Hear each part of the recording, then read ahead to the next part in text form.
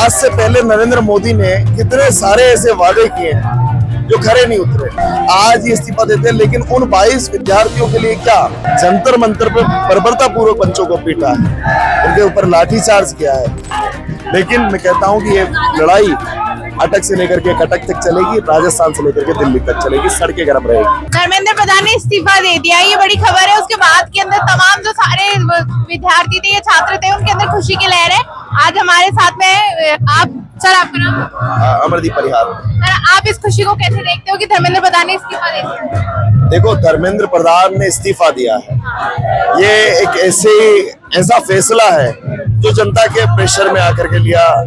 लेकिन हम ये देख सकते हैं कि जिस तरीके से विपक्ष पूरा सड़कों पर था, वहीं दूसरी ओर आप एक चीज देखिए, आज से पहले नरेंद्र मोदी ने कितने सारे ऐसे वादे किए हैं जो खरे नहीं उतरे। आज तो वो स्थिति है कि हर शाख पे उल्लू बैठा है, अंजाम गुलिस्ता क्या होगा।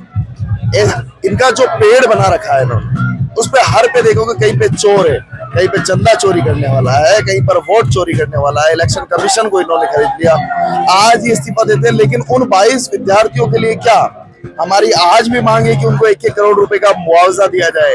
धर्मेंद्र प्रधान ने इस्तीफा दिया, उसको स्वीकार किया जाए, अभी तक स्वीकार नहीं किया गया है। मोदी सरकार ने ऐसा कहा है कि 10 साल की जो 10 साल वो जुर्माना, 10 लाख का जुर्माना है वो दिया जाएगा, और ये सारी बातें कह रहे हैं।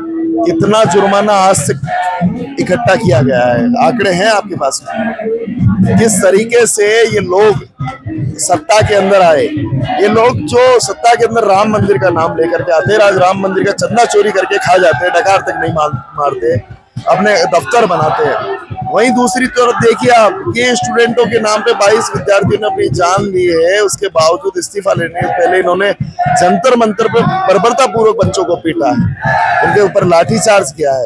पहली बार आजादी के बाद में इतिहास में ऐसा हुआ होगा कि नेता प्रतिपक्ष को घसीट कर पकड़ करके उनको जेल में बंद किया गया।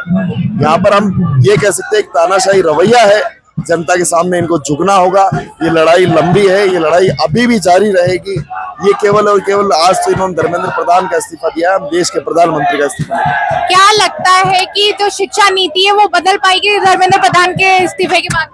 देखो, एनईपी है, उसमें भी काफी सारी खामियां हैं, उनको भी बदलना चाहिए। मैं तो एक चीज और कहता हूँ, मुझे कई ऐसे मंचों पर जब शिक्षा के कई बात हो रही हो कि पूरे देश का सिलेबस एक होना चाहिए, पूरे देश भर के अंदर, जैसे प्राइवेट जितनी स्कूल्स है, चाहे वो स्कूल जयपुर के अंदर हो या फिर वो चाहे स्कूल दमन एंड दीव के अंदर हो, उस स्कूल की जैसे 10th क्लास की अगर फीस है तो पूरे देश भर के अंदर फीस भी एक होनी चाहिए, पूरे देश भर के अंदर सिलेबस एक होना चाहिए।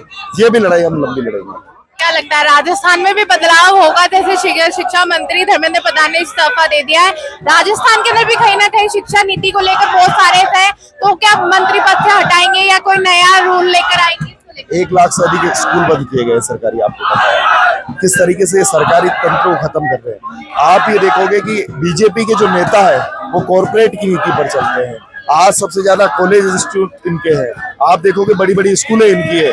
जब तक ये लोग सरकारी तंत्र को खत्म नहीं करेंगे तो ये लोग अपने स्कूलों में बच्चों को कैसे बढ़ाएंगे, इसलिए सरकारी स्कूलों को खत्म करने का काम करते हैं। लेकिन मैं कहता हूँ कि ये लड़ाई अटक से लेकर के कटक तक चलेगी, राजस्थान से लेकर के दिल्ली तक चलेगी, सड़कें गर्म रहेगी। ये भी बात सामने आ रही है कि लोग ऐसे कह रहे हैं कि ये ऐसी सरकार है जहां इस्तीफा नहीं होता, सरकार को झुकाना पड़ता है, जब सरकार झुकती है। बिल्कुल झुकाना पड़ेगा, देश के अंदर लड़ना पड़ेगा, सड़कें गर्म करनी पड़ेगी, खून बहाना होगा। ये खून मांगने वाली सरकार है, हम फूल देने वाले गांधीवादी विचारधारा के लोग। हम शांति से बैठे थे तब भी इन्होंने हमारे साथ में मारपीट की।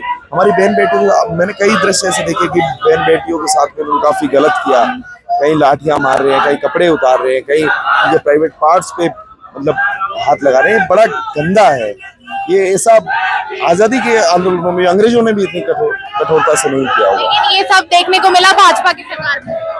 ये सब भाजपा की सरकार में। भाजपा की जो नींव है वो नींव उन्होंने लोगों की भावनाओं के साथ खेल करके बनाई है। उन्होंने ये धार्मिक भावनाएं आहत करके, और आज देखो मेरे को तो बड़ा गंदा लगता है, इन्होंने तो पहले ही दृश्य दिखा दिया। आपने देखा होगा कि जब राम मंदिर का उद्घाटन हुआ तो इन्होंने राम को नरेंद्र मोदी की अंगुली पकड़ करके चलता हुआ दिखाया था। ऐसे पोस्टर्स वायरल हुए थे। तो हम देख सकते हैं कि ऐसे पोस्टर्स इसलिए वायरल हुए कि इनको पता था कि राम के बहाने हम तो चंदा इकट्ठा करना है, राम तो हमारा जरिया है। इन्होंने देश की आस्था के साथ खेला है। मैं आपको बता देना चाहता हूं कि ये शिक्षा की लड़ाई है, उसके साथ साथ हम चंदा चोरी की लड़ाई भी लड़ेंगे। आज का युवा और जनरेशन ये कहती है कि इस्तीफा नहीं दिया, हमने खुद ने छीना है हमसे। बिल्कुल, 14 साल के अंदर देखिए ना आप क्या किया है इन्होंने। आप क्या कहोगे धर्मेंद्र प्रधान के इस्तीफा पे, one word for generation Gen Z के लिए? नरेंद्र मोदी भी अगर अपनी नैतिक जिम्मेदारी समझते तो वो भी इस्तीफा दे दे। एक पंथ दो काज।